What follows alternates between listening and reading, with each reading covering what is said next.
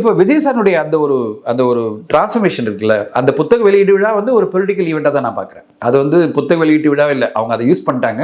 அதை யூஸ் பண்ணி அதை வந்து அவருடைய ஃபிலாசபி என்ன, அவர் எதை நோக்கி பயணிக்கிறாரு அப்படின்றத வந்து விஜய் சார் ரொம்ப தெளிவாக அங்கே ஒரு 15 நிமிஷத்தில் அவர் ஸ்டேட்மெண்ட் கொடுத்துட்டாரு.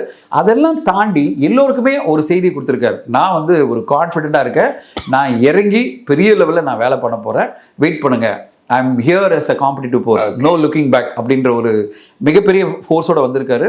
ஸோ இன்னமே இருக்கிற மிகப்பெரிய எஸ்டாப்ளிஷ் பார்ட்டிஸ், டிஎம்கே ஒரு சைடு ஆளும் கட்சியாக இருக்குது, மிகப்பெரிய பார்ட்டி. அந்த இந்த சாணக்கியா டிவிலும் லார்ஜஸ்ட் பர்சன்டேஜ் அவங்களுக்கு தான். அடுத்ததாக ஏடிஎம்கேக்கு ஒரு பெரிய மெசேஜ் என்னன்னா 23% ஆகிடுப்பா, ஈக்குவல் ஆகிடுவா விஜய்க்கு அப்படின்னா அவங்களுக்கு எவ்வளோ பெரிய பிரச்சனை ஆகிடும்.